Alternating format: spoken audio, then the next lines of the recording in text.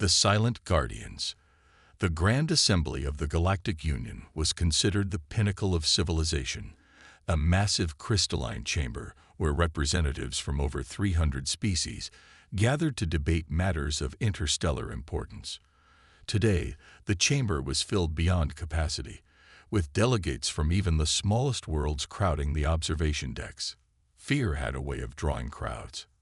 High Chancellor Zothrax, a towering insectoid whose carapace gleamed under the ambient lighting, raised all four of his upper limbs for silence. The chamber, which had been buzzing with anxious conversations, gradually quieted. The reports from the outer systems cannot be denied any longer. Zothrax's voice resonated through the chamber's perfect acoustics. Something is systematically destroying colonies along the Perseus Arm. 17 worlds have gone silent in the past 60 standard cycles. Holographic displays activated around the chamber, showing devastated planets, once thriving colonies reduced to sterile wastelands. No buildings remained standing, no life signatures detected. Just barren rock where millions had once lived. "This is not the work of pirates or raiders," continued the Chancellor. "This is methodical extinction." A reptilian delegate from the Draconian Confederacy rose from her seat. "What do our sensor arrays tell us about the attackers? Surely we have some information about their ships, their weapons." The Chancellor's compound eyes dimmed slightly. "Nothing. No warp signatures, no energy residue, no debris. Whatever it is, it leaves no trace of its passing except for dead worlds." Panic rippled through the assembly. Species that had been at each other's throats for centuries now shared fearful glances. "The pattern indicates that the Arcturus cluster will be targeted next," said Zothrax. 5 heavily populated worlds with limited defenses. The Primarch of the Veltraxian Empire, a being composed of luminous gas contained within an environmental suit, pulsed with agitation. "Then we must act. The combined fleet can." "The combined fleet will do nothing," interrupted the Chancellor. "The Security Council has determined that without knowing what we face, committing our forces could lead to catastrophic losses." Outrage erupted throughout the chamber. Representatives shouted over one another, demanding action, protection, anything other than abandonment. In the midst of the chaos, a single figure rose from one of the lower tiers. The section reserved for species newly admitted to the Union. The human delegate, Ambassador Sarah Chen, was unremarkable by galactic standards. Her species had only achieved faster-than-light travel 80 years ago and were still considered technological infants compared to most Union members. The ambassador didn't shout or gesture dramatically. She simply stood, hands folded before her, waiting patiently. Gradually, the chamber noticed her presence, and curiosity quieted the uproar. Chancellor Zothrax tilted his head. "The representative from Earth wishes to speak." Ambassador Chen smiled slightly. "Earth will defend the Arcturus cluster." For a moment, the chamber was silent. Then laughter erupted. Nervous, dismissive laughter. The Veltraxian Primarch flared bright yellow with amusement. "With all due respect, Ambassador, your species possesses perhaps 24 interstellar vessels. The smallest member of the Union has 10 times that number." Chen remained unperturbed. "Nevertheless, we offer our assistance." "This is not the time for gestures, Ambassador," said the Chancellor, his tone softening with what might have been pity. "While we appreciate Earth's willingness to help, this threat has already destroyed worlds with defenses far superior to anything your species could deploy." "I understand your concern," Chen replied. "But humanity has experience with existential threats. We would like to help." The Draconian delegate's forked tongue flicked out in irritation. "Your species hasn't even fought an interstellar war. What experience could you possibly have that would be relevant?" "We've fought ourselves," Chen said simply, "for most of our history." An uncomfortable silence fell over the chamber. It was well known that humans had nearly destroyed themselves multiple times before achieving unity. Many in the Union considered it a mark against them, evidence of their primitive nature. "Ambassador," Zothrax said gently, "we appreciate Earth's offer, but..." "We're not asking permission," Chen interrupted, her voice still calm, but suddenly carrying an edge that silenced the chamber. "We're informing the Union of our intent. Earth will deploy assets to protect the Arcturus cluster. We request only that the Union not interfere with our operations." The Chancellor's mandibles clicked in surprise. "You cannot be serious. Your people would be sacrificing themselves for nothing." "That's our decision to make," Chen replied. "The Terran Defense Force will arrive at Arcturus Prime within 5 standard days. We suggest the local authorities be informed so they don't mistake us for hostiles." Before anyone could respond, Chen sat down, indicating she had nothing more to say. The chamber erupted once more, but the human delegation remained silent, ignoring the questions and demands shouted their way. In the observation deck, 2 Arxian traders watched the proceedings with interest. "The humans must be insane," said one, his tentacles writhing in agitation. "They have no chance." His companion, older and more scared, fluttered his gill slits thoughtfully. "Perhaps, or perhaps they know something we don't." 5 days later, a small fleet of human vessels arrived at Arcturus Prime. The local defense forces were shocked not by their number. Only 7 ships had made the journey, but by their appearance. Unlike the sleek, aesthetically pleasing designs favored by most galactic civilizations, the human vessels were angular, asymmetrical, and bristling with what appeared to be weapon systems, unlike anything the Arcturians had seen before. The largest ship, designated TDF Vigilant, was nearly a kilometer in length, but seemed to absorb sensor scans rather than reflect them. Admiral Helena Vasquez stood on the bridge of the Vigilant, studying the holographic display of the Arcturus system. At 53, she was one of Earth's most experienced commanders, though this would be her first potential engagement with a truly alien force. "Any sign of our mystery attackers?" she asked her executive officer. Commander Jackson checked his displays. "Nothing yet, Admiral. Local traffic is proceeding normally.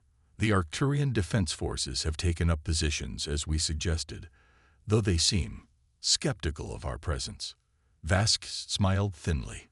"They're not the only ones. Half the Union thinks we're suicidal. The other half thinks we're grandstanding." She straightened her uniform. "Deploy the CN-Tiny-L network." Jackson nodded and relayed the order. From the underside of each human vessel, dozens of small, autonomous craft were launched. They spread out through the system in a carefully coordinated pattern, each one seemingly no more than a meter in diameter. On Arcturus Prime, the local defense commander, a quadrupedal being named Clothar, watched the deployment with growing concern. He opened a channel to the Vigilant. "Admiral Vasquez, what are those devices you're deploying in our system?" Vasquez's image appeared on his communication screen. "Autonomous sensor platforms, Commander Clothar. They'll give us early warning when the threat arrives." "If," corrected Clothar. "If it arrives. Many still believe this is merely mass hysteria or equipment malfunctions." Vasquez's expression didn't change. "It's real, Commander, and it's coming here." "How can you be so certain?" Clothar demanded. "Because we've seen this pattern before," Vasquez replied cryptically. "Prepare your people, Commander. We estimate contact within 12 hours. The communication ended, leaving Clothar staring at a blank screen. He turned to his senior staff. "The humans seem very confident." His tactical officer snorted. "Overconfidence. Their technology is primitive by our standards." "Is it?" Clothar mused, thinking about the strange design of the human vessels. "I'm not so sure." 10 hours later, every alarm in the Arcturus system went off simultaneously. The CN-Tiny-L network had detected something entering the system, not through normal space or via the established hyperspace routes, but through what the humans called null space. "Contact," reported Commander Jackson, his voice steady. "Multiple signatures emerging at the edge of the system. Configuration unknown." Admiral Vasquez leaned forward. "Show me." The holographic display zoomed in on a section of space near the system's outermost planet. At first, There was nothing to see. Then, like ink spreading through water, darkness appeared. Not ships in the conventional sense, but areas where space itself seemed to bend and distort. "What are we looking at?" Vasquez demanded. Her science officer, Dr. Eliza Chen, no relation to the ambassador, studied her readings. They appeared to be manipulating spacetime itself. "Admiral, creating localized distortions that allow them to." She paused, eyes widening. The nearest colony just went dark. Vasquez didn't hesitate. "Battle stations. Execute thesis protocol." Throughout the human fleet, crews moved with practiced efficiency, activating systems that had been developed in secret for decades, systems that no one in the Galactic Union knew existed. On Arcturus Prime, Commander Clothar watched in horror as one of the outer colonies simply ceased to exist. One moment, a thriving settlement of 30,000 souls. The next, a dead rock. "Evacuate the civilian population," he ordered, then opened a channel to the vigilant. "Admiral, we've lost Arcturus VI. Whatever this is, it's already in the system." "We're tracking them," Vasquez replied. "Commander, pull your ships back to the inner system. Form a defensive perimeter around the primary habitable worlds. We'll engage the threat." Clothar blinked all four eyes in surprise. "Admiral, with all due respect, your 7 ships cannot hope to." "This isn't our first apocalypse, Commander," Vasquez interrupted, a grim smile on her face. "It's just the first one we're sharing." As the Arcturian vessels retreated toward the inner planets, the human fleet advanced toward the distortions. The darkness had spread, now encompassing multiple regions of the outer system. "They're feeding," Dr. Chen said quietly, "consuming energy at the quantum level. That's why the planets are left barren.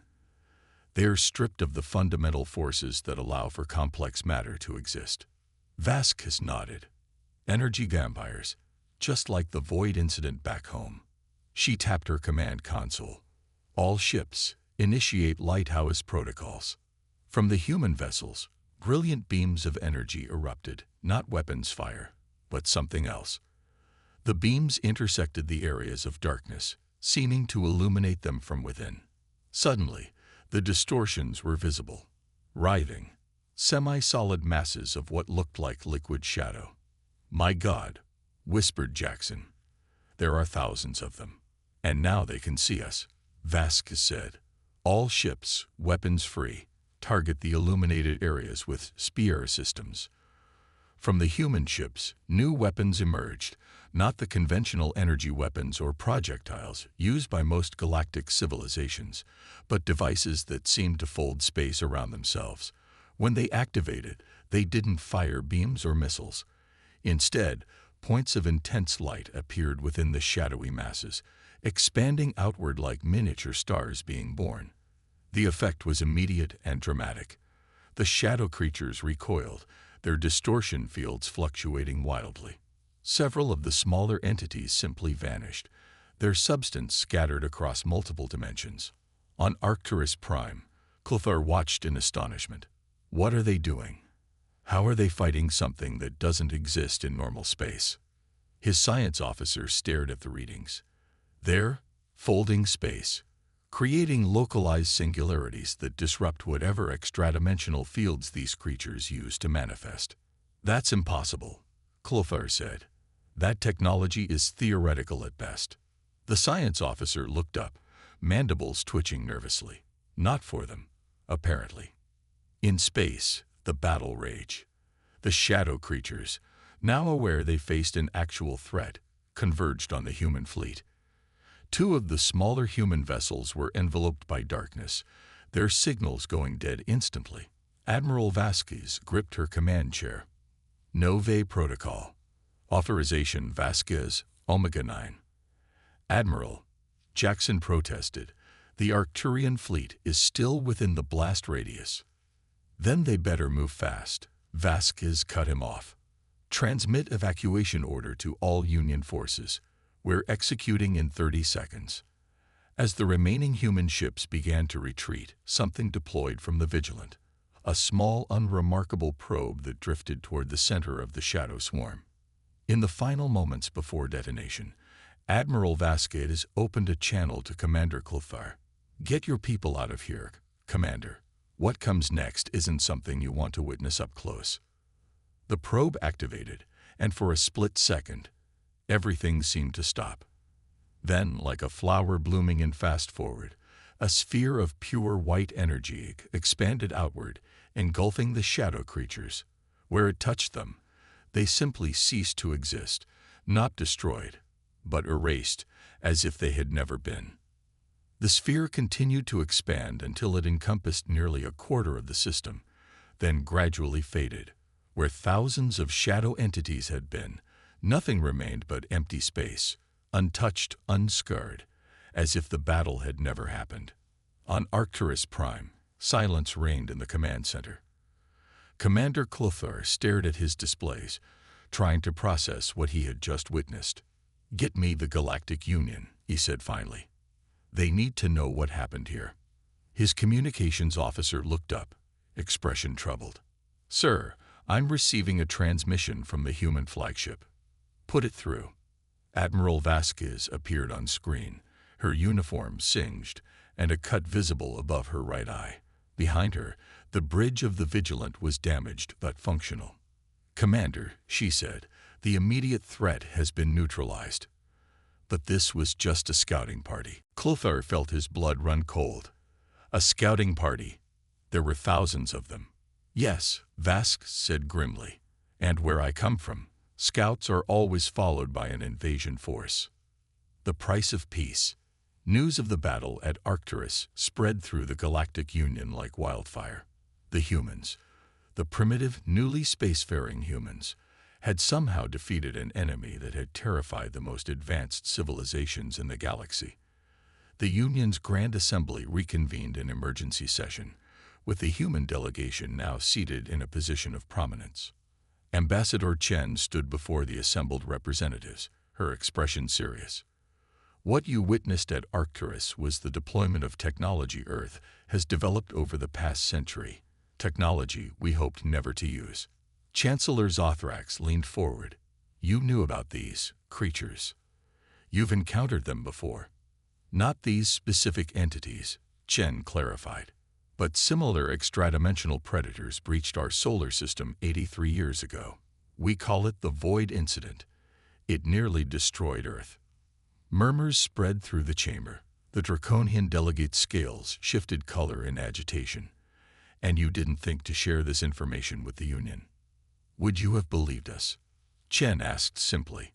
"Besides, we weren't certain these were the same entities until we engaged them." The Veltraxian Primarch pulsed with indignation. "You've been hiding military capabilities from the Union. This violates at least 17 provisions of the membership agreement." Chen smiled thinly. "Actually, it doesn't. Earth never claimed to have disclosed all of its technological developments. We merely provided what was required to satisfy the membership criteria." Before the Primarch could respond, Chancellor Zothrax raised a limb for silence. "Regardless of protocol violations, we face a more immediate concern. Ambassador Chen claims this was merely a scouting force. If that's true, what comes next?" Chen's expression grew grim. "Based on our experience, a full invasion. The entities we fought at Arcturus are merely fragments of a larger collective consciousness, what we call the Void. They don't just consume energy, they erase existence itself." Holographic displays activated around the chamber, showing data collected during the battle at Arcturus. The images were disturbing. Planets not just devastated but fundamentally altered at the quantum level. "The Void doesn't just kill," Chen continued. "It unmakes, and it spreads exponentially. If left unchecked, it could consume the entire galaxy within a standard year." Fear swept through the assembly. Species that had evolved on different worlds, with different biologies and cultures, all shared the same primal reaction to extinction. "What do you propose?" asked the Chancellor, his voice unnaturally steady. "A joint operation," Chen replied. "Earth will provide the specialized technology needed to fight the Void. The Union will provide ships, personnel, and resources. And command? The draconian delegate asked sharply. Chen didn't hesitate. Joint command, with Admiral Vasquez as overall strategic coordinator. She has experience with these entities that no one else possesses. Protests erupted throughout the chamber. The idea of placing Union forces under human command was unprecedented and to many unthinkable. Chancellor Zothrax silenced the uproar with a sharp gesture. This is not a traditional military engagement. If the humans have expertise in fighting these void entities, then logic dictates they should lead the response. The Veltraxian Primarch flared bright red. And what guarantee do we have that Earth won't use this crisis to establish dominance over the Union? They've already proven they've been concealing their true capabilities. Chen's expression hardened. We hid our capabilities because of exactly this kind of paranoia. Primarch, Earth has no interest in dominating the galaxy. We simply want to survive, and help others survive as well. The Chancellor's compound eyes studied Chen intently. If we agree to this joint operation, what assurances can Earth provide regarding the technology you'll be sharing? Full disclosure of all anti-void systems, Chen replied. But we retain proprietary control. These weapons are too dangerous to be widely distributed. The debate continued for hours, but in the end, pragmatism won out over pride and suspicion. The Union, for all its advanced technology, had no effective means of combating the void. Earth did. The choice, when stripped of politics, was simple. 3 weeks later, a massive fleet assembled near the galactic core. 5,000 vessels from across the Union, retrofitted with human-designed systems to combat the void. At the center of the fleet, the rebuilt TDF Vigilant served as the command ship, with Admiral Vasquez coordinating the unprecedented joint force. On the Vigilant's bridge, Vasquez studied the tactical display with Commander Clothar, who had been appointed as the Union's senior liaison.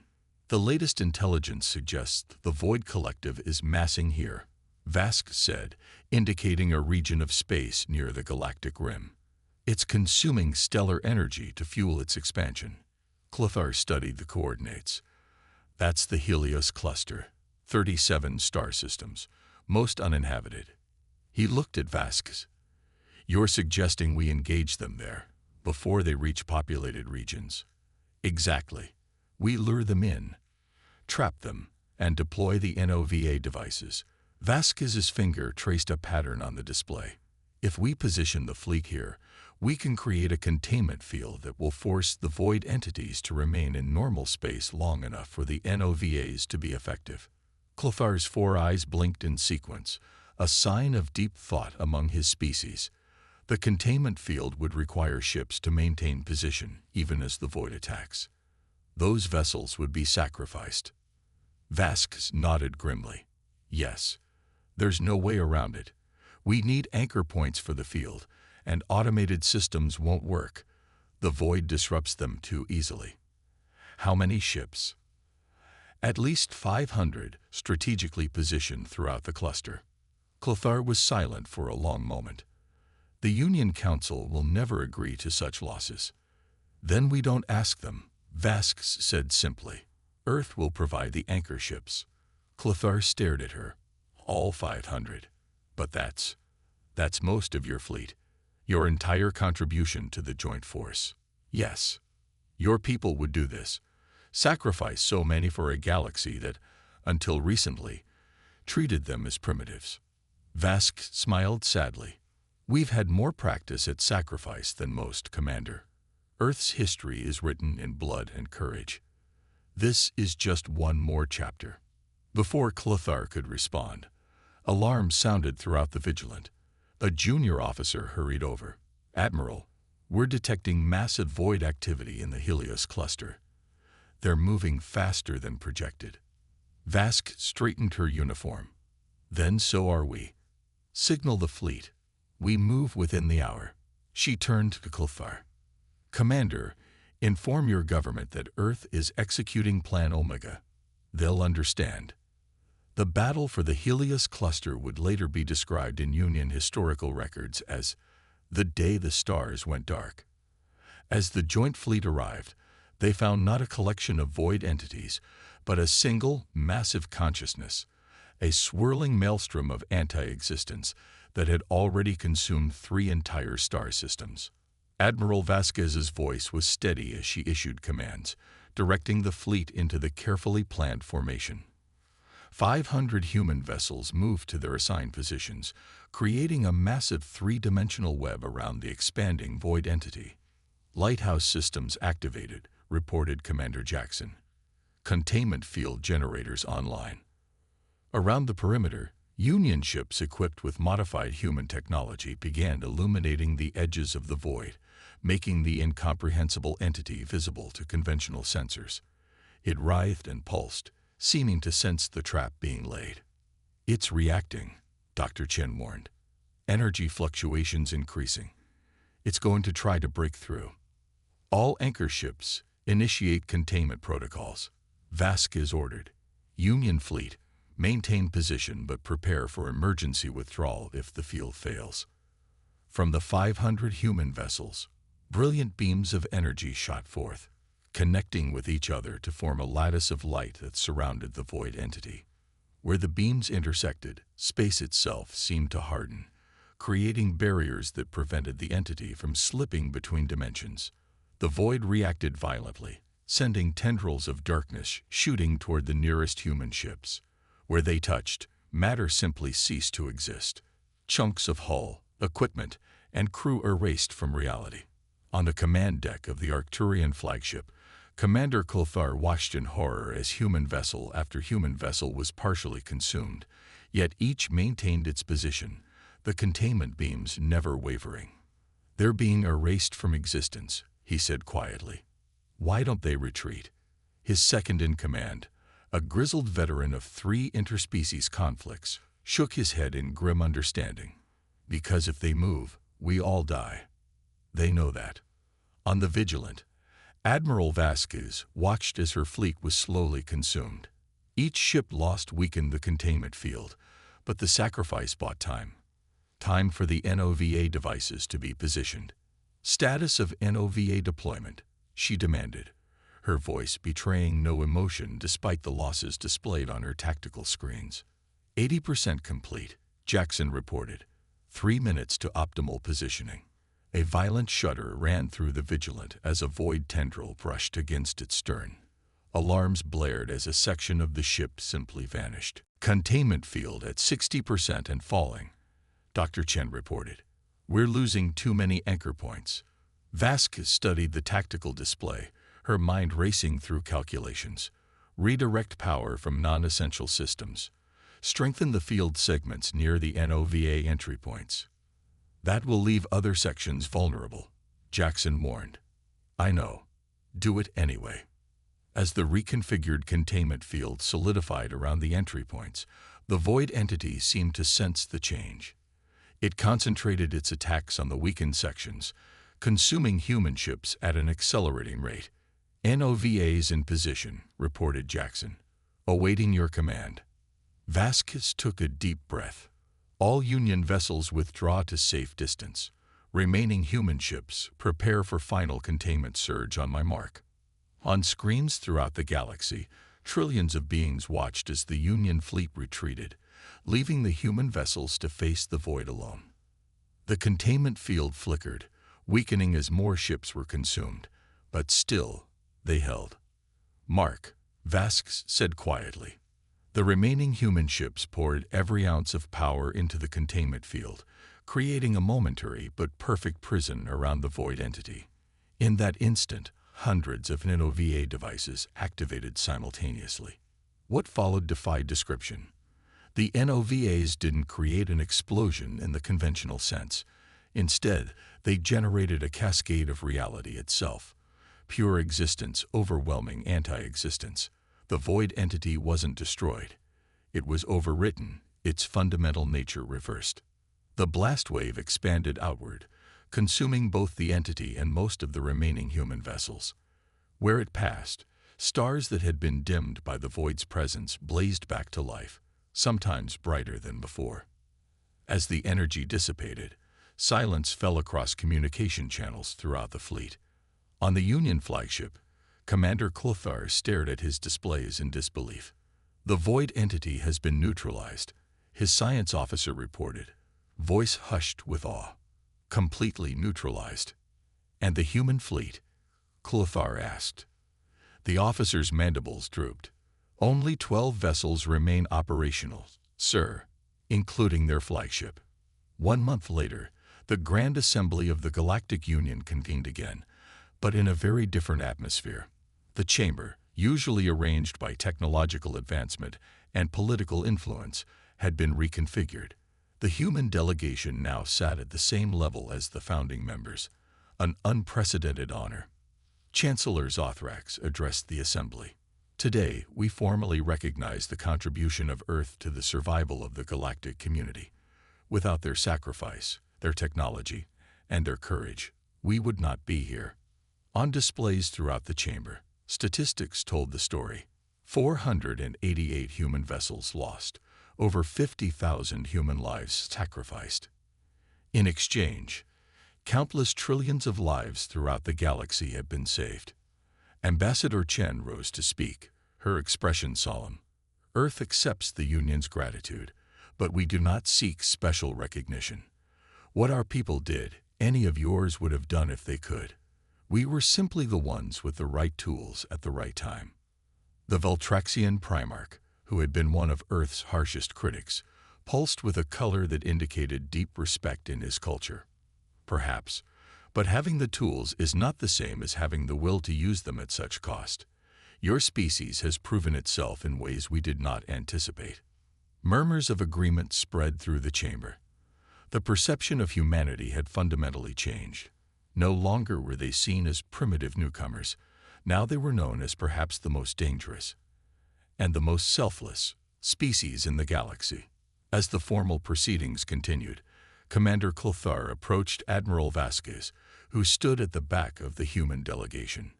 "Your wounds are healing well," he observed, noting the regenerating tissue on her face and hands, areas that had been touched by the void before the NOVAs activated. Vasquez smiled slightly. "They'll leave scars, but that's nothing new for humanity. Your species is not what we thought," Clothar said carefully. "Few things are." Clothar hesitated, then asked the question that had been bothering him since the battle. "Your ships could have retreated. Once the NOVAs were in position, you could have withdrawn with the Union fleet. Why didn't you?" Vasquez looked at him steadily. "Because the containment field needed to be maintained until the last possible moment. Every second we held it increased the chance of success. But the cost was acceptable." Vasquez interrupted gently. "That's something your people may never fully understand about humans, Commander. We know what it means to face extinction. We've brought ourselves to the brink of it more than once." She looked out at the assembled delegates. "When you've stared into that abyss, you gain a certain perspective on sacrifice."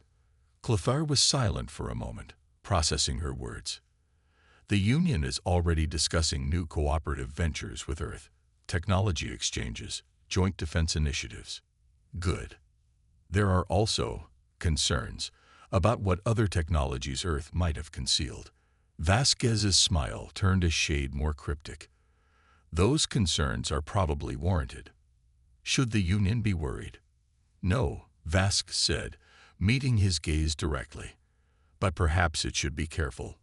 As the assembly concluded its formal recognition, a new era began, one in which humanity was viewed not just with gratitude, but with a healthy dose of respect and caution. The species that had been dismissed as primitive had proven to be anything but. They had faced the darkness that threatened all existence and had paid a terrible price to turn it back. And somewhere in the depths of space, Admiral Vasquez knew, other dangers waited, dangers that might again require humanity's particular brand of sacrifice and determination. But that was a problem for another day. For now, the stars shone bright, and the galaxy lived on.